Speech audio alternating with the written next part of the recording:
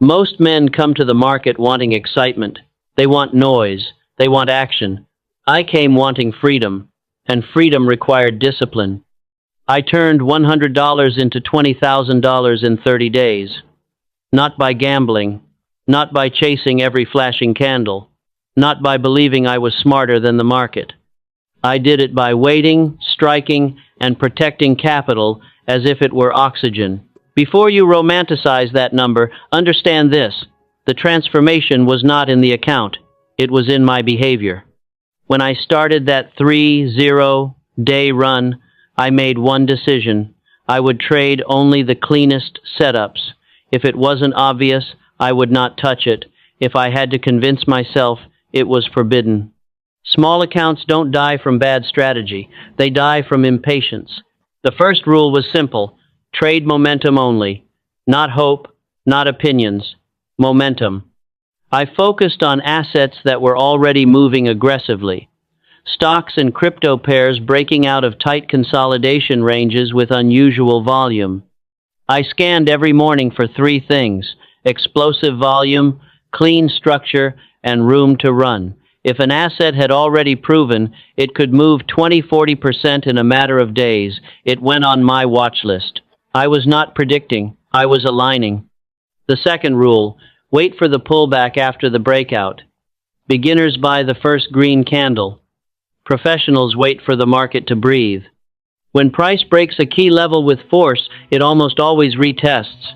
That retest is where the risk becomes small and the reward becomes asymmetric. My entries were not emotional. They were mechanical. Breakout, pullback, into prior resistance, turned support. Volume contracts on the pullback. Then expansion on the continuation candle. That was my trigger. The third rule: risk 20% of the account per trade, but cut losses at 5–7%. Now listen carefully. Risking 20% does not mean losing 20%. It means position sizing so that if my stop is hit, I lose no more than 5–7% of the total account. The position size is large relative to the account, but the stop is tight and deliberate. With $100, that meant I was comfortable losing $5 to $7 per trade. No more, ever. Most people cannot turn $100 into $20,000 because they refuse to respect $5. In the first week, I did not make anything extraordinary. I grew the account to $240. That may not sound impressive, but percentage-wise, it was strong. 2 winners of 30–40%, 1 small loss. I pyramided carefully. When price proved itself, I added on continuation patterns, moving my stop to break even on the initial entry. Pyramiding was essential, not adding to losers, never that, adding only to strength. If price moved 15–20% in my favor and consolidated tightly without heavy selling pressure, I added another position with its own stop just beneath the structure. If the trend continued, the gains compounded quickly. If it failed, the earlier position was protected at break-even. This is how small accounts grow aggressively without reckless exposure. By week 2, the account crossed $1,000. Now emotions changed. $1,000 feels real. That's where many traders sabotage themselves. They begin to protect profits prematurely. Or worse, they increase size recklessly because they taste momentum. I did neither. I followed the same structure that built the first gains. The market does not care about your milestones. It rewards consistency. I avoided overtrading by limiting myself to a maximum of 2 active positions at once. If I was in a trade, I was managing it, not hunting for another thrill. The biggest mistake traders make during hot streaks is believing they have found a secret formula. There is no secret. There is alignment with probability. Midway through the month, I encountered my first drawdown, 3 consecutive losses, each within my defined risk. The account dropped from $3,400 to around $2,900. Old instincts whispered, "Make it back quickly. That voice ruins accounts." Instead, I reduced position size slightly and waited for clarity. No revenge, no forcing trades. Discipline during drawdown matters more than aggression during winning streaks. The strategy itself remains simple. Trade strong momentum assets on clean pullbacks within an established trend, but the execution had layers. I used higher time frames to define direction. Daily chart for trend, 4-hour for structure, 1 hour for entry refinement. If the daily was choppy, I passed. If the daily was clean and trending, I hunted on lower frames for precision. I never counter-traded strong trends. Fading momentum is ego disguised as intelligence. Another key detail, I avoided major news events unless I was already in profit and protected. Volatility spikes can create opportunity, but they also create chaos. With a small account, chaos is lethal. Week 3 is where compounding became visible. The account jumped from roughly $4,500 to over $12,000 within days. Not because I changed strategy, because I scaled size proportionally. When the account grew, the same 5-7% risk became larger in dollar terms. That is how exponential growth occurs. Not from increasing risk percentage, from increasing capital under the same risk percentage. One trade during that week stands out. A mid-cap stock broke out of a 3-week compression range on record volume. I did not buy the breakout candle. I waited 2 sessions. Price retraced lightly on declining volume and held above the prior resistance level. On the first strong bullish candle with volume expansion, I entered. Stop below the swing low of the pullback. Risk, 6%. Within 4 days, the stock moved 45%. I added once during a tight flag formation. When the move extended parabolically, I scaled out gradually rather than waiting for the top. Strength deserves participation. Euphoria deserves caution. I exited the remainder when the first heavy distribution day appeared, high volume, wide range down candle. The trend had likely not ended entirely, but my job was not to capture every cent. It was to capture the clean middle. That trade alone doubled the account. But let me be clear about something. There were moments I wanted to deviate, moments I wanted to anticipate breakouts instead of waiting for confirmation. A few times I did, and I paid for it. One impulsive trade cost me nearly 8% because I entered before volume confirmed. The market reminded me that anticipation is gambling, confirmation is trading. By week 4, the account fluctuated between $15,000 and $18,000. At this stage, psychological pressure intensified. The number $20,000 felt close. That closeness is dangerous. Goals can distort judgment. I narrowed my criteria even further. Only A-plus setups, clean trend, clean pullback, strong volume, room to run based on prior volatility. If any element was missing, I did nothing. There were 2 full days in that final week when I did not place a single trade. Patience felt uncomfortable but necessary. Then the opportunity came. A high beta asset breaking out from a multi-week base with the broader market supportive. Volume surged 300% above average. I waited for the intraday pullback. It came.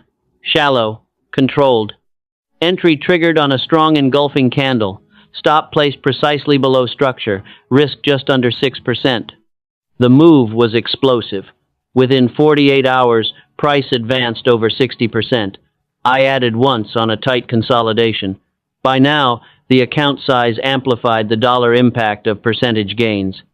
When signs of exhaustion appeared long upper wicks, volume climax, I exited systematically. The account crossed $20,000. But the number was not the victory.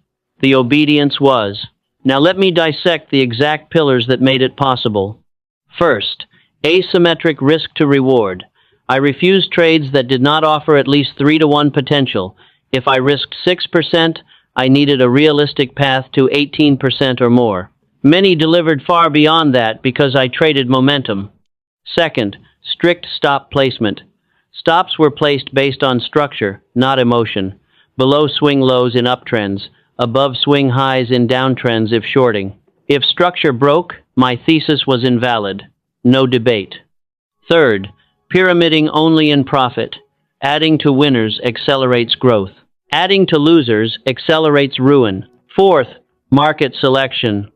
I did not trade everything. I focused on instruments capable of volatility expansion. Slow assets do not build small accounts quickly. Fifth, psychological containment. I tracked every trade. Entry, exit, reason, emotional state. Patterns emerged. My best trades came from patience. My worst came from boredom. Boredom is expensive. Let me also speak about what this strategy is not. It is not day trading random 5-minute charts for noise. It is not holding blindly without a stop. It is not martingale sizing. It is not chasing parabolic spikes without structure. It is trend continuation trading with aggressive but calculated position sizing. Can this approach blow an account? Absolutely, if discipline collapses. A few oversized losses, a refusal to respect, stops, or emotional revenge trading will erase progress quickly. During those 30 days, I had losing trades, several, but none catastrophic, because catastrophe requires ego. The market punishes ego faster than ignorance. Many will ask whether this is replicable. The answer is uncomfortable, only if behavior is replicable. The setups repeat, breakouts repeat, pullbacks repeat, volume patterns repeat. Human psychology repeats endlessly. What does not repeat easily is restraint. Another mistake traders make is scaling lifestyle too quickly. After crossing $20,000, I did not suddenly change strategy or withdraw recklessly. I understood that hot conditions do not last forever. Markets cycle between expansion and contraction. When volatility contracts, this strategy produces fewer opportunities. During such periods, capital preservation becomes priority. If you attempt this during sideways, low-volume markets, you will experience frustration and false breakouts. So part of the strategy is environmental awareness. Trade aggressively in expansion phases, trade lightly or not at all in contraction. There is also the matter of leverage. I used minimal leverage. The growth came from compounding percentage gains, not from reckless margin. Leverage magnifies both skill and stupidity. Most traders magnify the latter. Let me address the emotional journey more deeply. In the early days with $100, fear of losing the little capital was intense, but paradoxically, that smallness helped. It forced creativity. It forced precision. There was no room for laziness. As the account grew, fear shifted. Not fear of loss, but fear of giving back gains. That fear can cause premature exits. I had to constantly remind myself, follow structure, not feelings. Confidence grew not from profits, but from consistency in following rules. If you want to attempt aggressive growth, write your rules before you trade. Define your risk percentage. Define your entry criteria. Define your exit criteria. And most importantly, define when you will not trade. The power in this 30-day run was not prediction. I did not forecast tops or bottoms. I did not rely on complex indicators. Price and volume were enough. Structure was enough. When price broke structure with conviction, I listened. When volume confirmed participation, I acted. When structure failed, I exited. There were no complicated oscillators guiding me. Simplicity improves execution, speed, and clarity. Another important element, I avoided social media noise. During hot markets, everyone becomes a prophet. Listening to 20 opinions dilutes conviction. My trades were based on my plan, not consensus. At the end of the 30 days, I reviewed every trade. The biggest gains came from just a handful of positions. Perhaps 5 or 6 trades accounted for the majority of the $19,900 gain. The rest were small wins and small losses. This is critical. You do not need constant success. You need occasional large alignment. Most traders sabotage large wins by taking profits too early out of fear, or by exiting entirely on the first pullback within a healthy trend. Learning to sit through controlled retracements is essential. However, sitting does not mean hoping. It means observing structure. If higher lows continue forming in an uptrend, the trend remains intact. Let me confess something plainly. After hitting $20,000, I felt invincible for a moment. That sensation is dangerous. Markets humble everyone eventually. The lesson from that month was not that I had mastered the market, it was that I had mastered myself temporarily. Consistency requires daily recommitment. If you attempt aggressive compounding, understand the math. A 50% drawdown requires 100% gain to recover. Protecting capital is not conservative, it is strategic. This strategy works best in high volatility environments. It requires emotional resilience and strict adherence to stops. It rewards patience and punishes excitement. If you are trading with money you cannot afford to lose, you will sabotage execution. Fear will override logic. Only risk capital should be used. Another point often overlooked: liquidity. I avoided thinly traded assets. Slippage can destroy tight risk management. Clean execution requires sufficient volume. Throughout those 30 days, I accepted that not every day would produce opportunity. On slow days, I studied charts. I refined watch lists. I did nothing. Doing nothing is a position. To summarize the core mechanics without fluff: identify strong trending assets with high relative volume. Wait for breakout and confirmed pullback. Enter on continuation with tight structural stop. Risk 5-7% of total account per trade. Add only when in profit and structure tightens. Scale out into strength when extension becomes extreme. Exit fully when structure breaks or heavy distribution appears. Trade fewer, higher quality setups. Reduce size during drawdowns. Stay aggressive only in favorable conditions. There is no magic indicator hidden behind this. No secret algorithm. Only disciplined execution of momentum principles. Turning $100 into $20,000 in 30 days is not a promise. It is a possibility under rare alignment of skill, discipline, and market conditions. What matters more than the number is the transformation in approach. Before this, I overtraded. I chased. I held losers too long. I cut winners too quickly. The market charged tuition for those mistakes. That month, I paid attention to behavior more than balance. If you attempt something similar, start small. Prove discipline before increasing size. If you cannot respect a $5 stop, you will not respect a $500 stop. Aggressive growth demands aggressive honesty with oneself. The market offers opportunity daily, but it offers extraordinary opportunity occasionally. Your job is not to trade daily. Your job is to recognize occasionally. In those 30 days, I did not fight the market. I followed it. I did not argue with price. I responded to it. And that is the entire philosophy distilled. The path from $100 to $20,000 was paved with restraint, not brilliance, with patience, not prediction, with risk control, not recklessness. If you internalize that, the numbers become secondary. Master the behavior, the capital will follow.